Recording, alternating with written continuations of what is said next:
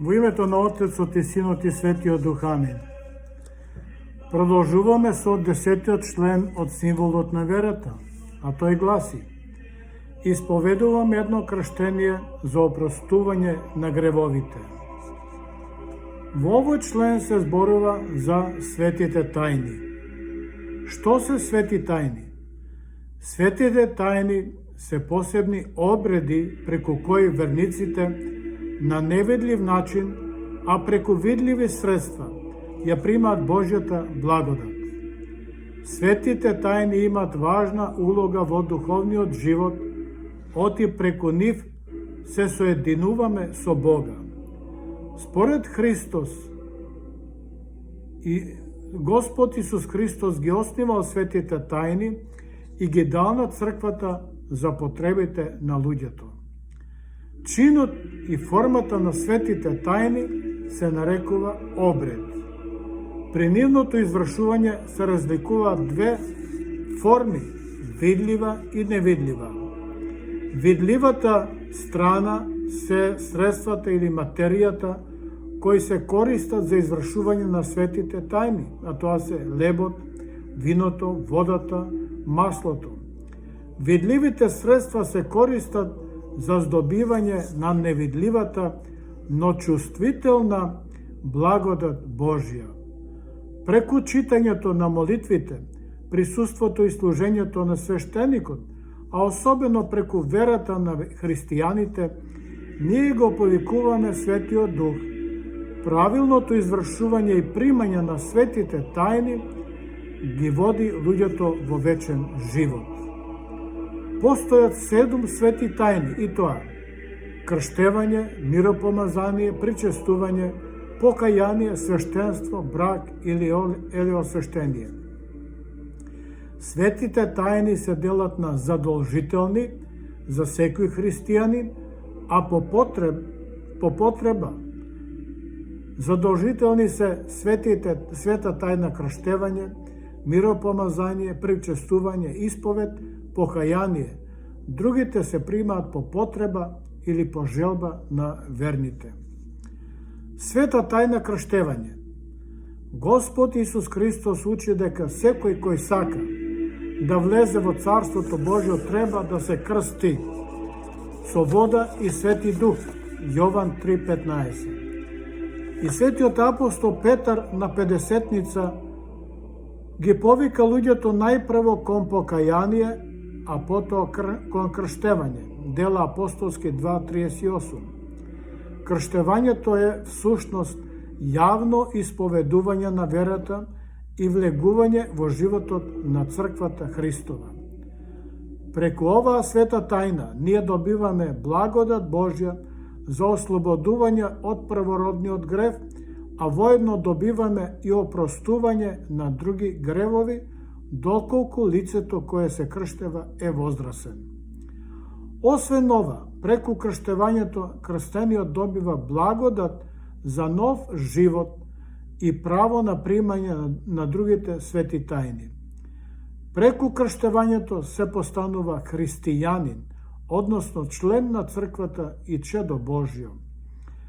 Таа е врата кон вечното спасение. При крштевањето свештенослужителот ги изговара зборовите: се крштева Божјото чедо, името го кажува, потоа вели во името на Отца, амин, и Сина, амин, и Светиот Дух, амин. Молитва во 40-тиот ден од раѓањето и воцрквување на детето.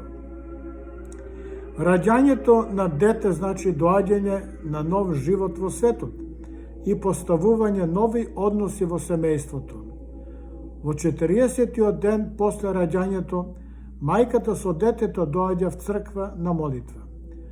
Преку оваа молитва на очистување, мајката се враќа во редовниот парохиски црковен живот. Бог ја очистува мајката од секој грев и телесна нечистотија, за да може без осуда да ги прими светите тајни, а особено светата тајна причест. Потоа свештеникот се моли и Бог го благословува детето, да го порасни, да го освети, да го просвети, да го вразуми, да го направи непорочно и со трезена мисла, и во одредено време да го соедини со Христовото свето стадо. Со моментот на воцрквување завршува овој чин. Редоследот на крштевањето. Во почетокот на Старата црква, кога христијаните се крштеваа возрастни, првиот чекор кон членството на црквата беше постанување ученик. За ова време идниот христијанин размислувал и се запознавал со основните вистини на верата. Формално, оваа појава денес не постои, но затоа пак зачувана е пред почетокот на чинот на светата тајна крштевање. Бидејќи крштевањето е чин за влегување во црквата, затоа овие молитви се читаат на влезот од храмот или на дворешниот притвор. Молитви за истерување на ѓаволот. Свештеникот го повикува Светиот Дух да го отстрани од ѓаволот и сите негови ангели од кандидатот за крштевање. Тој се моли духот на злото да не се задржува во никаква форма на искушенија. Свештеникот дува крстовидно 3 пати, символизирајќи ја силата на Светиот Дух. Молитви за одрекување од ѓаволот. Кандидатот за крштевање заедно со кумот се свртуваат кон западната страна, бидејќи таму е залезот на сонцето, затоа западната страна ја символизира темнината. Со ова свртување ѓаволот, бог на темнината, е соочен и отфрлен заедно со сите негови дела, секакво служење на него и сите негови ангели и целата негова гордост. Прифаќање на Христа. Преку повторното свртување кон источната страна, го прифаќаат Христа како цар и Бог. Ова прифаќање го потврдуваат преку читањето на символот на верата, каде што се изложени основните вистини за верата, за Бога, за црквата и спасението. Светите се еден од моментите кои се врши преку светото крштевање и се свето осветлување, просветување, бидејќи Христос, кој е светлина на светот, влегува во нашите срца. Затоа палењето свечите при крштевањето го символизира духовното осветлување. После објавувањето на ектенијата, кандидатот за крштевање се помажува со масло. Во старо време маслото беше употребувано за мачкање на телесни рани, за поскоро оздравување. Овде помажувањето со маслото на радоста е символ на запечатување на прекинатата врска на човекот со Бога.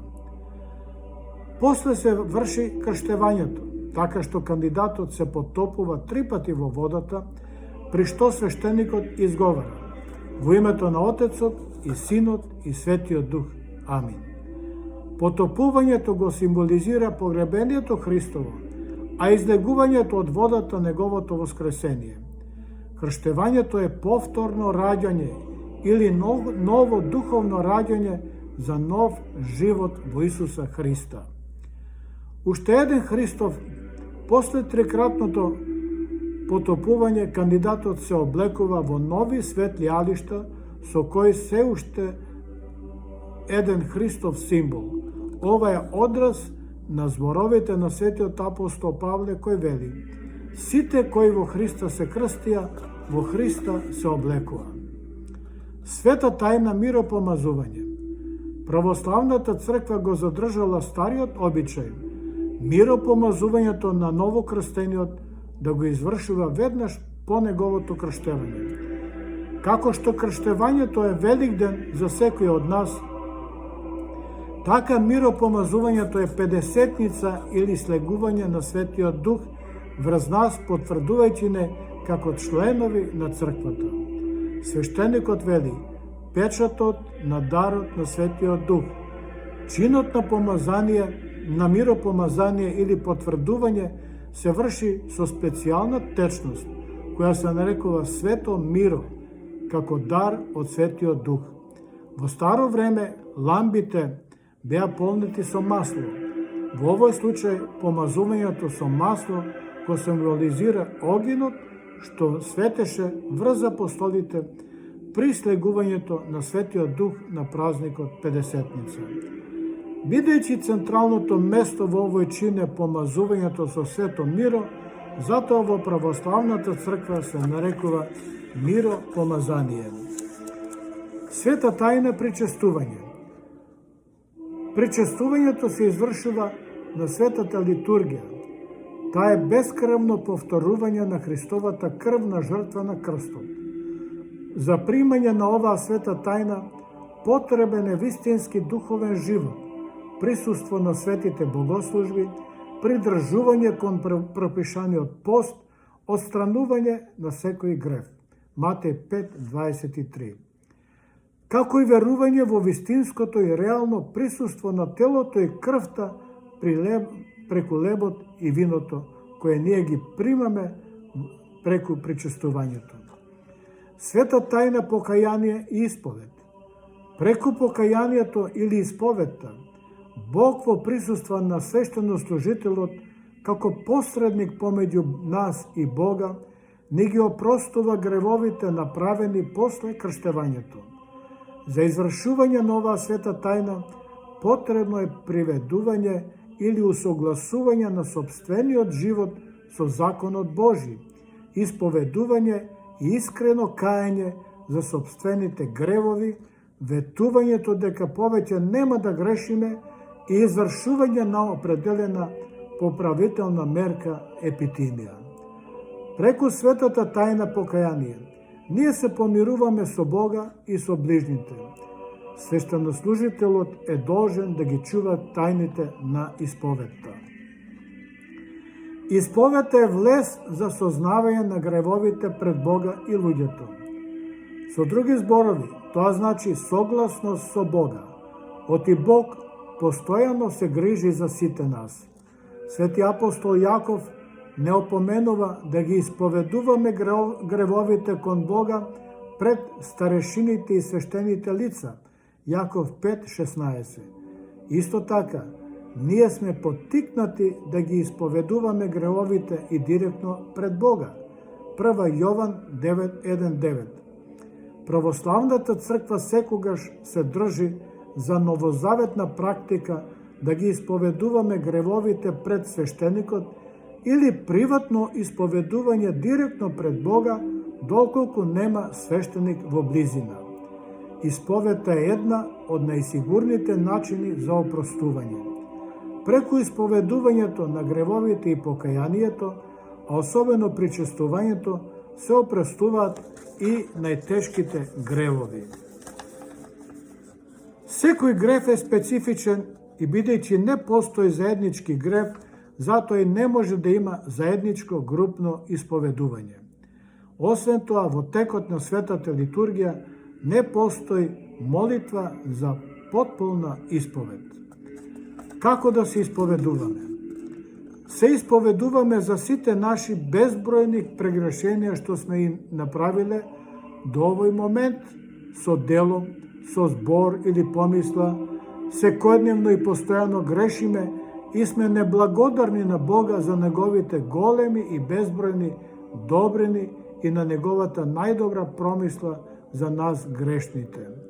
Грешиме преку празнословие, преку осудување на другите, непокорност, гордост, немилосредност, завист, гнев, клевета, невнимание, немарливост за моето спасение, небрежност, раздражливост, возвраќање на зло со зло, жестокост, прислушкување, роптање, самооправдување, своеволие, укорување на другите, лоши зборови, лага, непотребно смеење, соблазна себелюбие, честолюбие, прејадување, пијанство, мрзеливост, нечестни помисли, опуштеност за време на богослужбите, мрзеливост за молитва, расејаност за време на молитва во црква или дома и многу други чувства, душевни и телесни.